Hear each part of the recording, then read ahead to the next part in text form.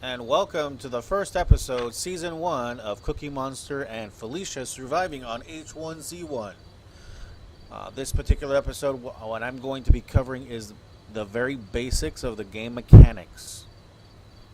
What buttons to press, how to jump, how to shoot, the things that will kind of get you going. Things that I've noticed that other commentators have really overlooked when getting started in this game. First and foremost, the server that I've selected is first person only. There are servers that allow third person, first person, meaning that you can look over your shoulder. But in the games that I've played so far, I've had much more fun playing with just what I can see in my face. People sneaking up behind me can get me good, and that's just how it is in the real life. Now, as you can see, it's nighttime, and I'm in the middle of the forest where I've just spawned in. Some of the initial keys that you'll want to get used to are custom, W for forward, ASD, side, back, forward, left, strafing, the whole 9 yards. Pressing tab is good. It lets you know what you have in your possession, as well as what you spawn in with the game. And here in the proximity area will allow you to see things on the ground that are nearby you, within just a few feet. Really good when you are inside of a house. You don't have time to search all the crates or drawers or cabinets. You just press the proximity, and if you're relatively close, it will let you see what's available to you. Another good thing that's important to know is that when you're standing in the middle of the open, you want to either crouch, which is C. Pressing C a second time will let you stand, but pressing C to crouch, or Z to go to your belly, being in the prone position. Moving forward, I can move around in the grass, crouched in the prone. Obviously here the grass is so tall I can't see, but the good thing about that is you can't be seen either. So I'm going to go back to a crouch position, not fully standing but kind of crouched down. The next button that's important for you to use, and I'm going to move forward so you can see it where these trees are, is the letter E, and that's how you interact with the environment. Pressing E will let me grab items, so in this case I just picked up a stick. Here's a second stick I'm going to pick up by pressing E. These are branches that I can pick up as well. You'll need to pick up things in the world to help you survive. This bush here is full of blackberries. Blackberries is a good source of food. Helps you stay filled as far as food and also hydrated. Pressing the tab, you'll see that my food level's already gone down. My hydration is pretty good. Since I'm a little hungry, I'm going to go ahead and eat some of these initial blackberries.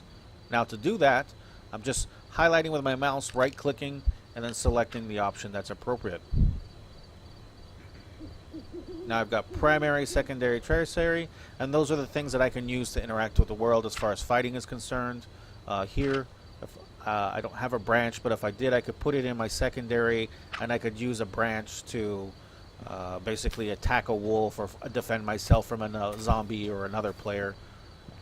Good things to know. You can also press 1 key, 2 key, and then it'll immediately switch. So as you see, I've got my flashlight on, and I'm exposing myself because now people can see me flashing it around. So I'm going to go ahead and put that away. Right now, you'll notice my fists are in the upright position. I know it's kind of hard to see, so I'm going to look at the sky, and you'll see that my fists are up. I can punch, pressing the left mouse button. But if I'm not going to push or punch, press V, and that will put my hands back down to my sides. Good for when you have other players in the game that they know that you're not a threat to them. How do you interact with other players?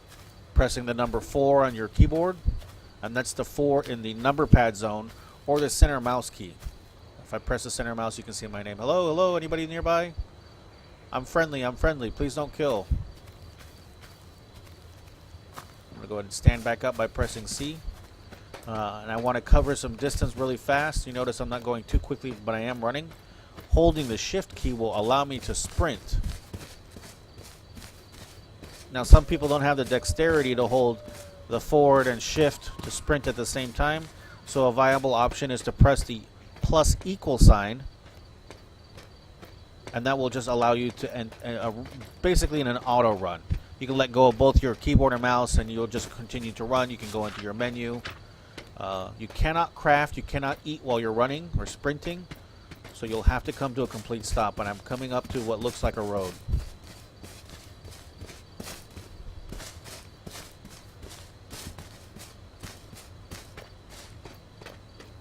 I'm going to stop my sprinting I want to walk up to the road. There's a lot of open space, which means I can be seen as I approach. I have to look to my left and to my right, because other players, other people, zombies will kill you without question. Trust nobody, as the saying goes. Now, what you can't see very well in the screen, because it's so dark, is that in the bottom right-hand corner, it says my position. And in this particular case, I'm in position 1-8.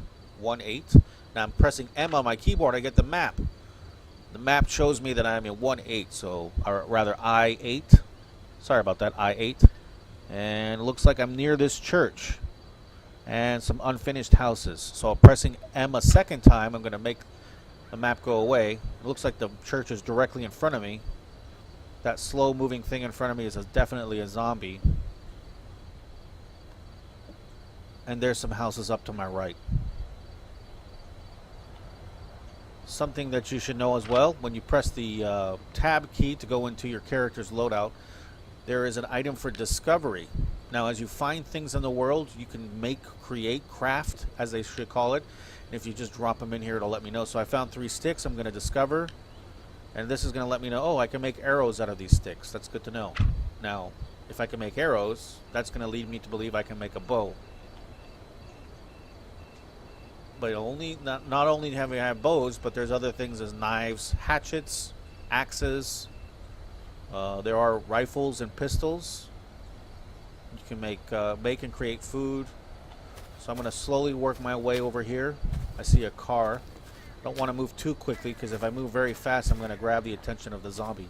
He kind of sees me, but I am at quite of a distance. So I'm going to just hope for the best. Coming up to this road here, see some houses on the ridgeline. There's a deer, which you can hunt for food. Zombie's still looking in my direction, so I'm just going to work my way slow. As much as I want to sprint across, I'd rather not. Several abandoned vehicles throughout the world. I'm getting close enough that you'll see this white highlight around the truck. I can go ahead and search it by pressing E. Tarps. I'm not going to really need that, so I'm just going to kind of move along. Now that I'm a bit of a distance from that zombie, I'm going to go ahead and stand up, and I'm going to go ahead and run to this truck over here. My recommendation is always stay close to the tree line. Don't run in the open. Make yourself a harder target, so to speak.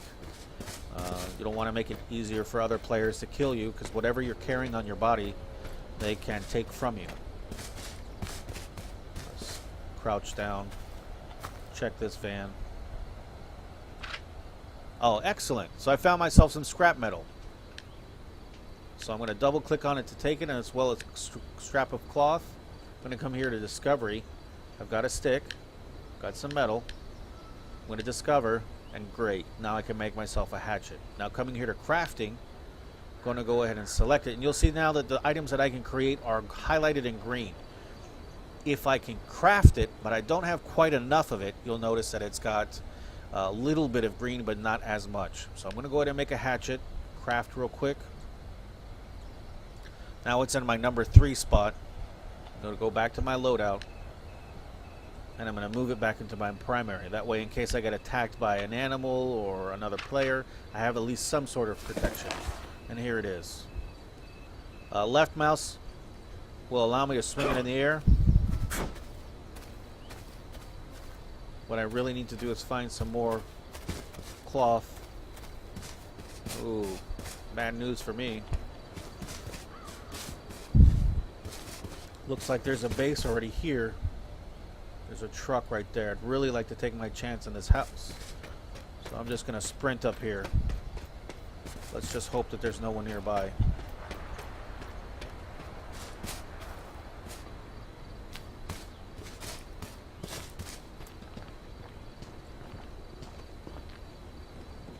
Uh-oh, I hear something. Some more cloth, some more cloth. Weapon repair kits are great. You'll use that as you advance in the game. You'll know more or less what that's designed for. Really, I just need cloth at this moment.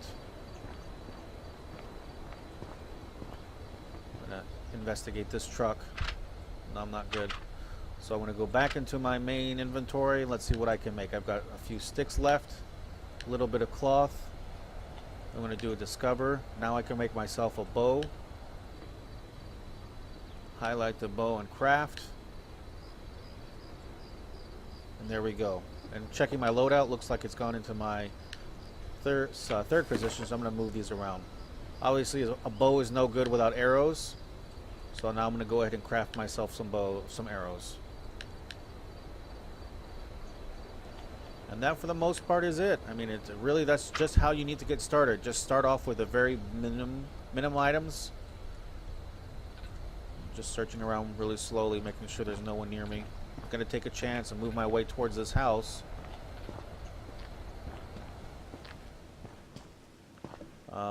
They recommend, and as I do, close absolutely every entrance exit door to the home.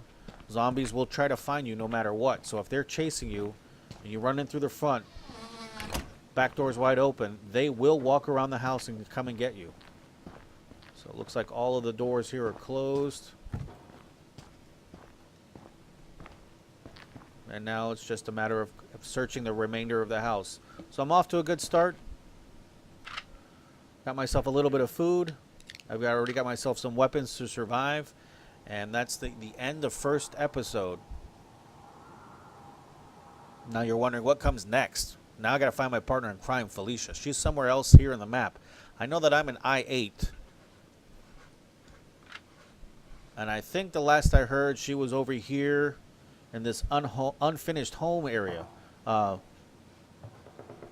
hoping. So let's see what's going on.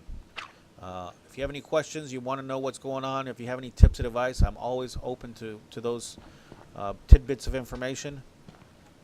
And I will see you again soon. Signing off. Hope you enjoyed the first one. Bye for now.